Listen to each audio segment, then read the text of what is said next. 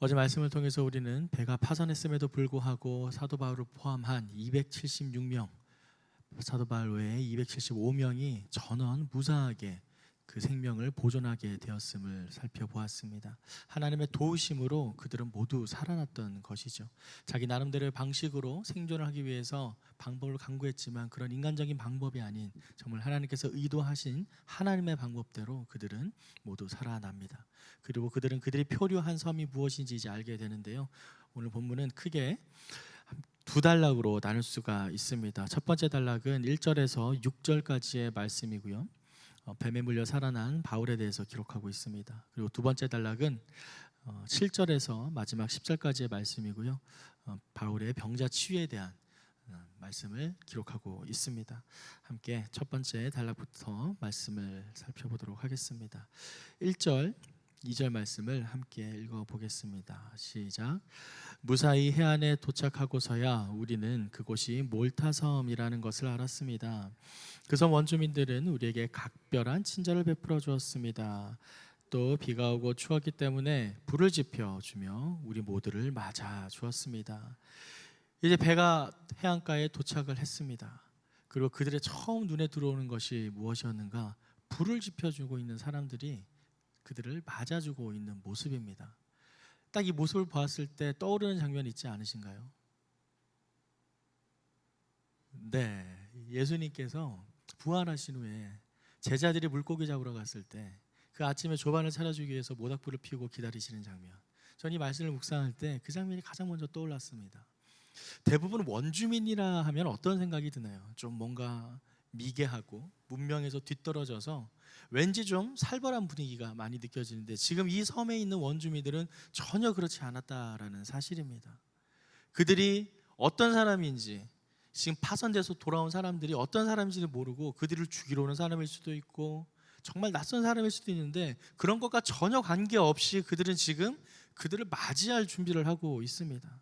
파선되어 돌아온 사람들, 찬란한 276명의 사람들의 모습이 어땠을까요? 그들의 몰골이 어땠을까요?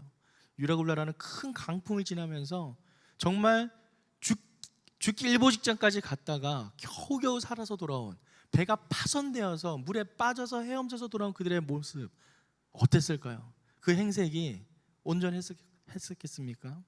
전혀 그렇지 않았을 겁니다. 정말 꼴이 말이 아니었을 겁니다.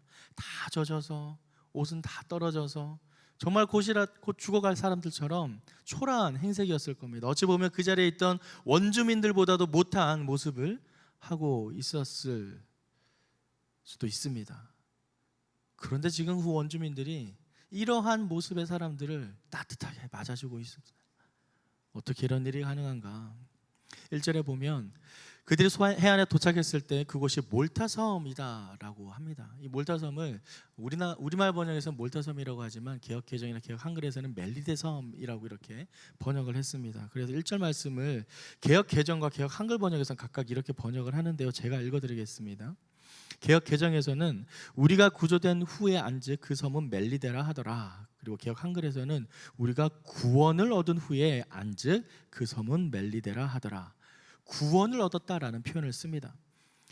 개역 개정에서는 구조가 된 후에, 개역 한글에서는 구원을 얻은 후에 그 섬을 보니 멜리데라고 합니다. 지금 구원, 구조, 그리고 여기서는 도착하고 나서야 이렇게 번역되어 있는 단어들, 그리고 이어지는 섬의 이름이 멜리데라 표현을 합니다.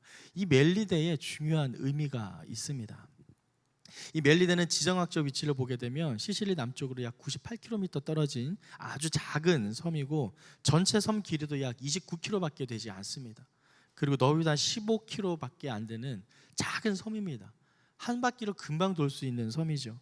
그런데 이 섬엔 옛날에 BC 한 1000년경에 페니키아인들이 거주했다라고 합니다. 그리고 나중에 로마가 카르타고 전쟁 이후에 식민지를 삼아서 통치를 했던 지역이죠. 중요한 것은 이 페니키아인들이 처음 이 섬을 살았을 때 그 지역의 이름을 페니키아인들이 그들의 언어로 멜리데라는 이름을 지었다라고 합니다. 그런데 이 멜리데 이름의 뜻이 피난처라는 뜻을 가지고 있습니다.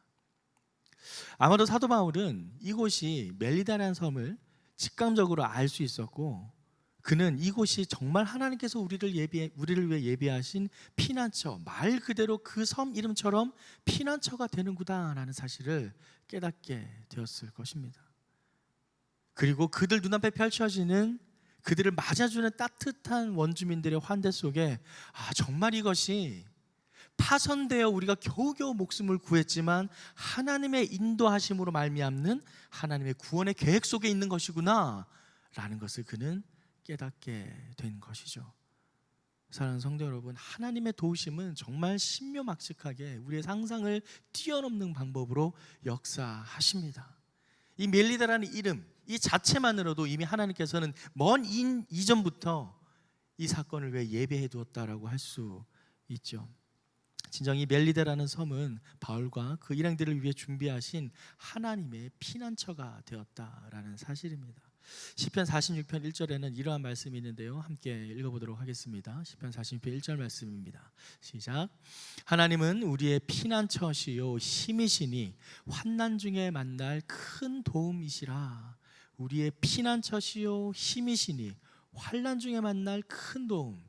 특별히 이 시편 46편에서는 이 피난처에 대한 말씀이 계속해서 반복이 됩니다. 이 시편 46편엔 좀 놀라운 배경들이 있는데요.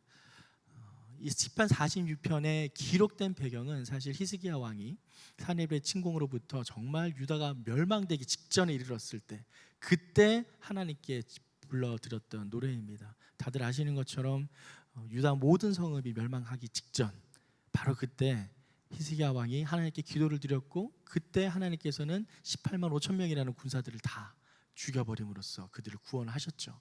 그때 불렀던 이 시편 46편의 말씀, 하나님이 우리의 피난처가 되신다, 새벽에 우리를 도우시리라, 하나님의 큰 도움을 경험하였죠.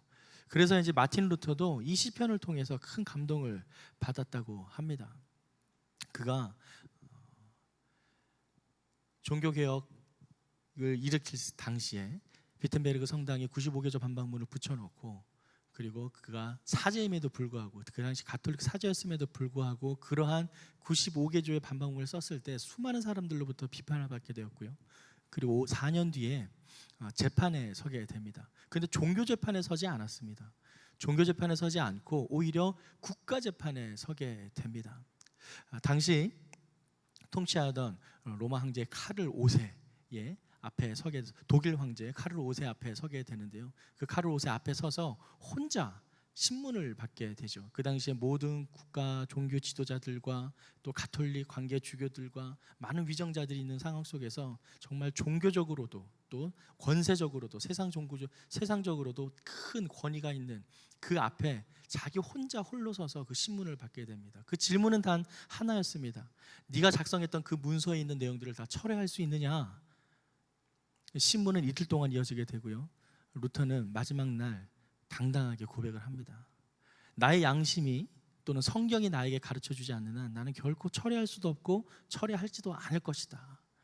하나님이여 나를 도우소서. 아멘. 이렇게 이야기를 했다고 합니다. 그때 마틴 루터가 붙잡았던 말씀이 바로 이 시편 46편 말씀입니다.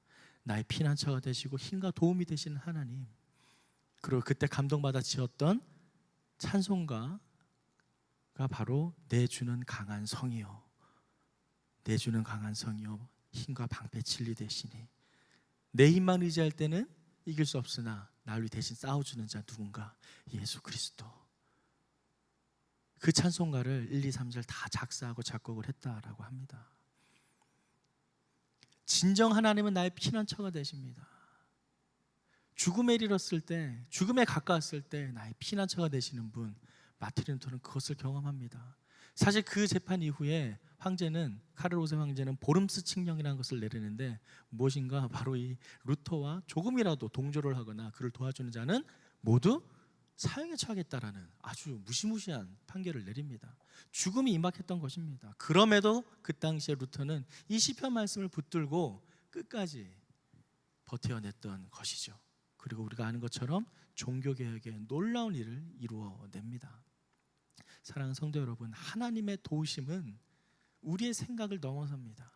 내가 생각하지 못하는 방법으로 우리가 끝까지 하나님만을 온전히 의지할 때 하나님의 목적에 이를 때까지 우리를 지켜 보호하실 줄 믿습니다. 지금 사도 바울에게는 하나님이 정하신 목적이 있었습니다.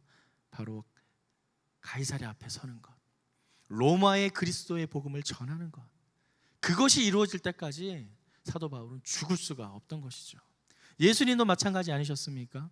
예수님도 돌에 맞아 죽을 뻔한 경우가 한두 번이 아니었습니다. 그때마다 잘 보시면은 저는 그걸 어렸을 때 읽었을 때는 참 예수님도 좀 속된 말로 얍실하네, 어떻게 도망 다니시지? 이런 생각을 많이 했어요. 왜 이렇게 도망 다니시지? 좀 이렇게 그냥 바로바로 뭔가 처리를 하시고 해결하시지 왜 이렇게 슬금슬금 도망가실까라고 생각했는데, 알고 보니 그때가 죽을 때가 아니거든요. 그 자리에서 그렇게 죽으면 안 됩니다.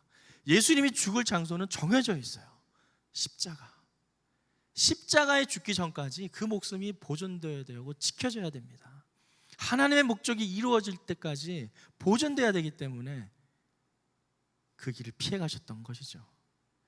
사랑하는 성도 여러분, 우리 각자에게는 하나님이 불어주신 부르심의 목적이 있는 줄 믿습니다. 그리고 그 목적이 이루어질 때까지는 하나님은 반드시 우리를 지켜 보호하실 줄 믿습니다. 사도 바울과 그 일행이 멜리데 섬에서 하나님의 피난처, 그 하나님의 놀라운 도우심과 구원하심을 경험했던 것처럼 우리 또한 삶 가운데 그러한 놀라운 역사를 경험하는 저와 여러분이 되기를 간절히 소망합니다. 그렇게 살아난 사도 바울, 그런데 놀라운 일이 일어납니다. 독사가 나타난 것이죠. 3절과 4절에서 5절까지의 말씀 함께 읽도록 하겠습니다. 시작. 바울이 마른 나뭇가지에 한 묶음을 모아다가 불 속에 넣었더니 뜨거운 열기 때문에 독사가 기어나와 바울의 손에 달라붙었습니다. 원주민들은 독사가 바울의 손에 매달려 있는 것을 보고 서로 수군거렸습니다. 이 사람은 살인자가 분명하다. 그 바다에서는 살아났지만 정의의 여신이 그를 살려두지 않나 보다. 그런데 바울은 그 뱀을 불 속에 떨어버렸고 아무런 상처도 입지 않았습니다. 독사가 나타나 사도 바울에게 달라붙습니다. 그 당시에 원주민들의 상식선으로서는 그 독사에 물리면 당장 즉사였습니다. 그래서 정말 이 사람은 그 어려운 상황 속에서 살아났음에도 불구하고 독사에서 물린 걸 보니까 저는 정말 흉악한 범죄자구나 라는 그들의 일반 상식선에서 생각을 한 겁니다. 어제도 계속해서 말씀드렸지만 사람이 일반적으로 바라보는 상식선에서 역사하신 하나님의 능력이 있었잖아요. 오늘도 마찬가지입니다. 그들은 그들의 상식에서 그들의 일상적인 생활에서 바라봤을 때 저 사람은 반드시 죽는다, 그러니 저 사람은 정말 흉악한 자가 틀림없다라는 그들의 상식을 그들은 이야기를 하고 있었던 것이죠. 하지만 그렇지 않았습니다. 사도 바울은 아무런 상처도 입지 않습니다. 예수님께서 말씀하셨죠. 너희가 말씀을 선포하고 예수 그리스도의 복음을 전할 때 나타날 증거가 무엇인가, 이렇게 말씀하셨습니다. 마가복음 16절 18절 말씀에 보면 이렇게 기록되어 있습니다. 뱀을 집어 올리며 무슨 독을 마실지라도 해를 받지 아니하며 병든 사람에게 손을 얻은즉 나으리라 하시더라. 말씀을 전하고 능력 있게 나타나는 사람들의 증거의 말씀입니다. 사도 바울은 바로 이 말씀대로 아무런 상처도 입지 않게 됩니다. 그런데 더 놀라운 것은 이러한 모습을 바라보게 되자 세상 그 원주민들은 또 그들의 상식선에서 생각하면서 저자는 신이다라는 이야기를 하는데요. 6절 말씀을 함께 읽어보겠습니다. 시작. 사람들은 그가 몸이 부풀어 오르거나 갑자기 쓰러져 죽을 것으로 생각했지만 오래 기다려봐도 아무 일이 없는 것을 보고는 생각이 바뀌어 바울을 신이라고 말했습니다. 그들의 생각이 이제 바뀝니다. 아니 어떻게 저 사람은 살아날 수가 있지? 당장 죽어야 되는 건데 몸이 부풀어 올라 우리가 아는 경험치대로 죽었어야 되는데 살아났네? 저 사람은 정말 사람이 아니라 신이구나. 그런데 사실 여기 신이라고 말했을 때 이 신을 잘 생각해 봐야 됩니다. 이런 경험들은 사도 바울이 일단 많이 했었습니다. 이전에 루스드라 지역에서 헤르메스와 스스라는 그런 그 당시에 제우스 신들, 제우스와 헤르메스 이 고백을 받았던 적이 있잖아요. 그때도 이 사람들이 사도 바울과 그 도와줬던 바나바를 이제 신으로 막 추앙을 했었습니다. 그때 그 사람들이 어떻게 했습니까? 신이라 하는 순간 바로 그들을 경배하기 위해서 제물을 가지고 왔었어요. 제물로 바치면서 저들에게 경배해야 된다. 저들은 정말 살아있는 신이다. 이랬었는데 지금 멜리데 지역에서는 신이라고 말했지만 그들을 경배하는 모습은 나타나지 않습니다. 그러한 점을 미루어 보았을 때 여기서 신이라고 번역된 이 단어는 그들을 신 자체로 보았다라기보다는 정말 신이 사랑하는 사람이구나, 신과 함께하는 사람이다. 저 사람은 독사에 물렸는데도 죽지 않은 걸 보니 저 사람은 정말 신과 함께 있는 사람이다 라는 고백을 했다라고 볼 수 있습니다. 사랑하는 성도 여러분, 우리가 이 사람들에게, 믿지 않는 자들에게 저 사람은 정말 신과 함께하는, 하나님과 함께하는 사람이다, 정말 하나님이 사랑하는 사람이다 라는 고백이 들려지는 저와 여러분의 삶이 되기를 간절히 소망합니다. 내가 크리스찬입니다, 내가 크리스찬입니다 라고 떠벌리면서 다니면서 나타내는 크리스찬이 아니라 우리의 삶의 행동을 보고, 우리의 삶의 언행을 보고, 우리의 삶에 나타나는 그리스도의 향기를 보고, 야, 저 사람은 정말 하나님이 함께 하시는, 하나님이 사랑하시는 사람이구나 라는 고백을 들을 수 있는 저와 여러분이 되기를 간절히 소망합니다. 멋있지 않아요? 어떤 사람이 일상적으로 생활을 하고 있는데 그 모습을 보면서 야, 저 사람 진짜 어떻게 저렇게 할 수 있지? 정말 대단하다. 근데 옆에서 툭 치면서 저 사람 교회 다닌대. 와, 교회도 다녀? 크리스찬이야? 이러한 칭찬받는 교회 성도 멋지지 않습니까? 근데 요즘 어떤가요? 야, 저 사람 뭐냐? 왜 저러냐? 저 사람 교회 다니는데. 거 봐, 그럴 줄 알았어. 교회 다니잖아. 세상이 교회를 오히려 걱정을 합니다. 교회가 세상을 위해 기도하고 나가야 되는데 오히려 세상이 교회를 걱정하고 근심하며 화제의 이슈의 중심에 서 있는 오늘날의 시대, 우리가 변화되어 세상 속에 하나님의 사랑을 실천하는, 그래서 사람들로부터 사도 바울이 고백받았던 것처럼 하나님이 사랑하는 사람들이구나, 하나님이 함께하는 사람들이구나 라는 고백을 받는 진정한 하나님의 교회, 하나님의 성도가 되기를 간절히 소망합니다. 두 번째 단락을 함께 살펴보겠습니다. 두 번째 단락 7절에 10절 말씀인데요, 이제 보블리오 추장의 또 경험들이 나오게 됩니다. 7절에서 8절까지의 말씀을 함께 읽겠습니다. 시작. 그 섬의 추장인 보블리오가 그 근처에 자신이 소유한 땅을 갖고 있었습니다. 그는 우리를 자기 집으로 맞아들여 3일 동안 극진히 대접해 주었습니다. 그의 아버지는 열병과 이질에 걸려 병상에 누워 있었습니다. 바울은 그를 방문해 기도하고 그 사람의 몸에 손을 얹어 고쳐 주었습니다. 원주민뿐만 나온 게 아니라 원주민들의 추장까지 나오게 됩니다. 그 섬의 지도자인 거죠. 어떻게 보면은 그 한 나라를 다스리는 대통령이라 할 수 있습니다. 최고의 지도자가 나와서 그들을 맞이해 줍니다. 이건 보통 원주민들이 아닙니다. 정말 무식하고 야만적인 사람들이 아니라 정말 어떻게 보면 문명인들보다 더 문명적으로, 더 그들을 환대하고 극진히 대접하는 모습을 볼 수 있습니다. 그 집에 갔더니 병자가 있어요. 그래서 사도 바울이 극진히 치료를 해줍니다. 그리고 손을 얹어 기도했을 때 어떻게 됩니까? 다 일어나게 되고 병자들이 고쳐집니다. 그 소식을 들은 많은 사람들이 와서 또 치료를 받게 됩니다. 아까 우리가 읽었던 마가복음 16장 18절 말씀 하반부에 보면 기록되어 있죠. 병든 사람에게 손을 얹은 즉 나으리라 하시리라는 그 말씀, 그들은 그대로, 그 말씀대로 하나님 예수님께서 제자들에게 명령하신 대로 실천하는 모습을 우리는 확인할 수 있습니다. 그렇게 그들은 살아나게 됩니다. 그리고 마지막 10절 말씀처럼 그 지역의 원주민들을 잘 대접해줬고 또 떠날 때까지 우리에게 필요한 물건을 공급해 주었다라고 성경은 기록합니다. 사랑하는 성도 여러분, 한 사람 바울로 말미암아 275명이 구원을 받게 됩니다. 한 사람 노아로 말미암아 7명의 가족이 구원을 받고 전 인류가 다시 세팅되게 됩니다. 한 사람의 의인이, 한 사람의 믿음이 세상을 변화시킬 수 있습니다.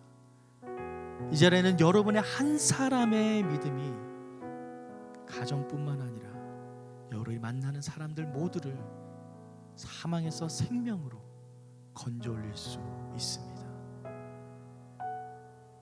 하나님의 구원의 계획은 계속해서 이어질 것이며 그것은 우리의 생각 이상으로 우리가 상상하지 못하는 방법으로 반드시 이루어 주실 줄 믿습니다. 바로 그 계획을 의지하고 오직 하나님만을 나의 피난처요 힘과 구원으로 도움으로 믿으며 나아가는 저와 여러분의 삶이 되기를 주님의 이름으로 축원합니다.